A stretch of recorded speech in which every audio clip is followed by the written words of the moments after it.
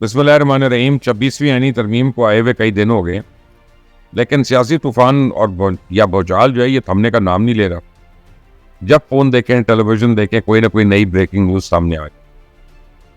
बहरहाल इमरान खान सर्टिफाइड आप कह लें मनहूस साबित हो चुका है। इस हवाले से एक दोस्त ने इमरान के जैसे लोगों को मैसेज करके एक लंबी लिस्ट भेजी है, जिसको आखिर में मैं आपसे शेयर करूंगा। अब खबर यह है कि 26वीं आईनी तरमीम को लेकर गलतियां सामने आई, जिसके बाद कहा जा रहा है कि 27वीं आईनी तरमीम लाए बगैर गुजारा नहीं, क्योंकि मसला ना हल किया गया तो सुप्रीम कोर्ट में आईनी बेंच की तश्कील में रुकावट हो। तो इस हवाले से ही दी न्यूज के रिपोर्टर फखर दुरानी का कहना है कि कानूनी और आईनी माहिरीन ने साबिक अटॉर्नी जनरल की जानिब से जिस खामी की निशानदेही की है, इस पर इख्तलाफ राय पेश किया।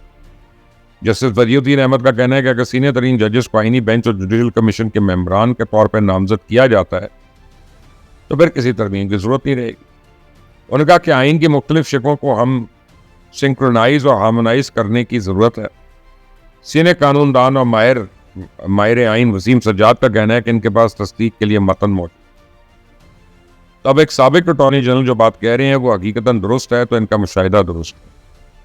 साबिक अटॉर्नी जनरल इरफान कादिर की राय है कि अगर आईनी बेंच की तश्कील के लिए जुडिशल कमीशन के 2 या 3 अरकान दस्तयाब ना हो तो सियाब अरकान आईनी बेंचेस का फैसला कर सकते, और इसके लिए किसी आईनी तरमीम की जरूरत नहीं है। चलें, इसका तो कोई ना कोई जल्द हल निकल ही आना है। अब कुछ खबरें जस्टिस मंसूर अली शाह के हवाले से कि अव्वल तो उन्होंने आखिरी दिनों में काफी जोर भी लगाया और राब्ते भी किए कि बर्फ पिघल जाए, पर सिर्फ एक फैसले ने ऐसा ना होने दिया कि वो चीफ जस्टिस बन जाए।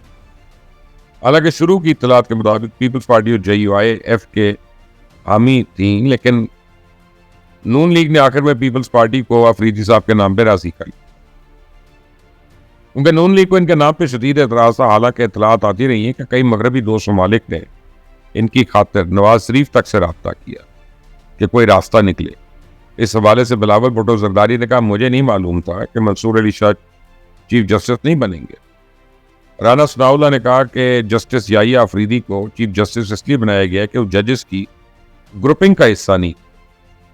दरअसल नून लीग के जो खदशात थे ये बिल्कुल ठीक थे, क्योंकि किसी ने कभी सोचा भी नहीं था कि नवाज शरीफ जिन जजेस की बहाली के लिए लॉन्ग मार्च करने गया था, वही अदलिया अपनी बहाली के लिए इतनी बाख्तियार बन जाएगी कि उसे बहाल कराने वाले भी अदालती फैसलों से मुतासर हो।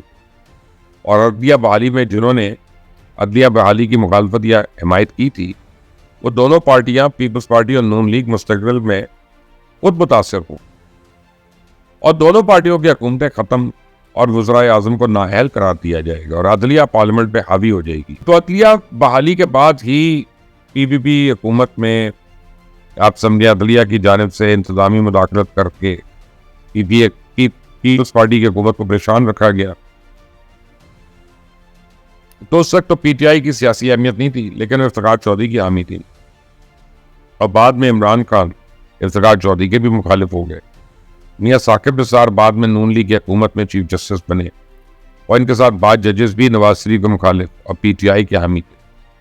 तब आप देखें, पीपल्स पार्टी के वज़ीर आज़म यूसुफ रज़ा गिलानी को खत ना लिखने और नवाज शरीफ के खिलाफ पैनामा में सबूत ना मिलना, तो वज़ीर आज़म नवाज शरीफ को अपने बेटे से तनख्वाह ना लेने पर अकामे के बाइस नाअहल और अदलिया की तारीख में पहली बार नवाज शरीफ को सजा देने के लिए मनपसंद एक मॉनिटरिंग जज भी लगाया गया।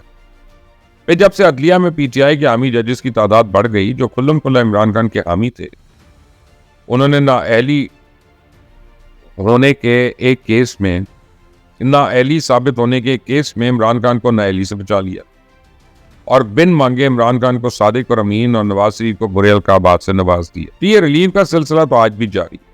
तो आज इस्लामाबाद हाई कोर्ट से इमरान खान को मुसलसल रिलीफ देने का सिलसिला जारी है। जहाँ इमरान खान से जेल में मुलाकात ना कराने पर तौहीन अदालत केस की समाअत में जस्टिस सरदार इसहाक ने इमरान खान को आज दोपहर 3 बजे अदालत में पेश करने का हुक्म जारी कर दिया और कहा कि इमरान खान को लेकर आए, वो अपने वकला के साथ मीटिंग कर लेंगे।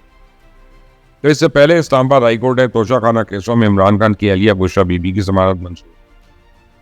फिर कुछ हमारे वकला हजरात ने सीनियरिटी का बड़ा शोर मचाया हुआ और तनकीद की जा रही है कि सीनियरिटी के असूल को कायम नहीं रखा गया। तो यहाँ याद करा दूं कि सबसे पहले जजेस की हाई कोर्ट से सुप्रीम कोर्ट में तैनाती को देख लें। ये तैनातियां हुकूमत नहीं करती, ये मुकम्मल तौर पर अदलिया का अपना इख्तियार रहा है। लेकिन जजेस को हाई कोर्ट से सुप्रीम कोर्ट में तैनात करने के लिए मुसलसल सीनियरिटी के असूल को नजरअंदाज किया जा रहा है और इसके लिए कोई बाकायदा तर्जीह भी नहीं है। आज सुप्रीम कोर्ट में अगर तैनाती पर नजर बढ़ाए तो जूनियर जजेस की तैनाती जो है वो अक्सरियत में है। बात सिर्फ सुप्रीम कोर्ट में तैनातियों की नहीं है, बल्कि हाल में लाहौर हाई कोर्ट में भी चीफ जस्टिस लगाने के लिए सीनियरिटी के असूल को नजरअंदाज किया गया और यह भी किसी पार्लियामेंट ने नहीं किया।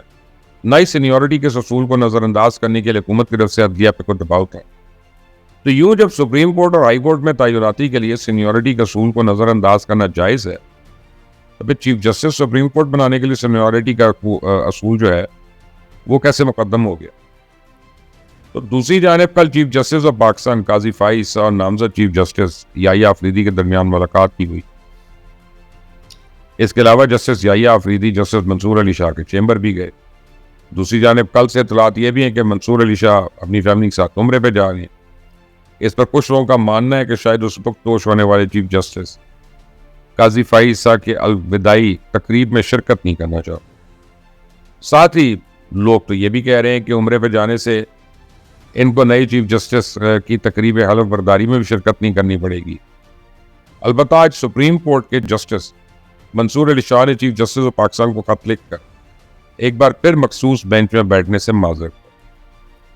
खत में जस्टिस मंसूर अली शाह ने मखसूस बेंच में बैठने से माजरत करते हुए कहा, बल्कि पहले लिखा था कि तरमीमी ऑर्डिनेंस पर फुल कोर्ट बैठने तक खसूसी बेंच का हिस्सा नहीं बनू। जस्टिस मंसूर अली शाह के खत में सर थॉमस मोरे का कॉल भी लिखा गया। सर थॉमस मोर कहते हैं कि जब सियासतदान अपने अवामी फ़राइज़ की खातिर अपने ज़ाती ज़मीर को तर्क कर देते हैं तो अपने मुल्क की तबाही की जानिब मुख्तसर रास्ते पर रहनुमाई करते हैं। उन्होंने लिखा कि हम इक़्तिदार में रहते हुए अक्सर भूल जाते हैं कि इस मुल्क के लोग हमारे अमाल को देख रहे हैं। तारीख हमें कभी माफ़ नहीं करेगी। बहरहाल मेरी चुड़ैल के मुताबिक तो आने वाले दिनों में अदलिया के कुछ इस्तीफे डेफिनेटली ऑन द कार्ड्स हैं, मुतवक्की हैं।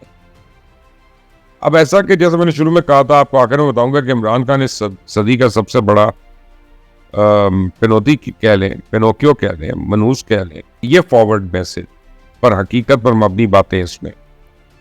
आप जस्टिस मंसूर अली शाह की बदकिस्मती देखें कि इमरान खान की लूडो गेम में 99 पर बैठा वो सांप जिसे नौसत पड़ते ही बंदा आज से फर्श पे आ पहुंचता है। इमरान खान ने जैक गोल्डस्मिथ की इलेक्शन मुहिम में हिस्सा लिया, वो हार गया। वातिर मोहम्मद को जदीद मलेशिया का बानी कहा जाता था, इसको वहाँ देवता की तरह पूजा जाता था। बस फिर एक दिन वो इमरान के साथ तस्वीर खिंचवा बैठा। इंतखाबात में शर्मनाक शिकस्त से दो चार होकर सियासत से किनारा कश हो गया। इमरान रशिया के दौरे पे गया। 24 घंटे बाद रशिया और यूक्रेन की जंग छिड़ गई। इमरान ने अमेरिकन दौरे में ट्रंप की तारीफ की, कहा वर्ल्ड कप जीत कर आए हूं, ट्रंप अगली टर्म ही हार गया। फिर इमरान श्रीलंका गया और वहां के सदर से महंगाई का फॉर्मूला ले आया। कुछ अरसे बाद श्रीलंका खुद दिवालिया हो गया। सदर को मुल्क से हंगामी तौर पर फरार होना पड़ा। यहाँ के हाफिज नईम कराची के बल्दियाती इलेक्शन में अक्सरियती उम्मीदवार थे। बस फिर इलेक्शन से पहले इमरान खान से मुलाकात करने लाहौर चले गए और मुर्जा वहाब मेयर बन गए। तो इमरान खान ने करतारपुर राहदारी के इफ्तिताह पर नवजोत सिद्धू के साथ तस्वीर बनवाई। वो 2 साल के लिए जेल चला गया।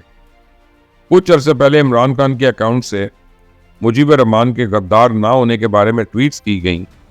फिर बांग्लादेश में मुजीबर रहमान के मुजस्मे जो है मस्मार कर दिए गए और इसकी बेटी फरार होकर इंडियन शहर में जाके छुप गई, जहाँ से 1968 में ये साजिश शुरू हुई। तो इमरान खान ने जनरल फैज की सरेआम तारीफ की। वो बेचारा पाकिस्तानी तारीख का पहला DGI बना जिसका कोर्ट मार्शल हो। अब हुकूमत को चाहिए कि अपने खर्चे पे इसकी काउंसलिंग करे और किसी तरह बिलाप उछलाकर इमरान खान से इंडिया और इजराइल और अमरीका की हिमायत करवाए।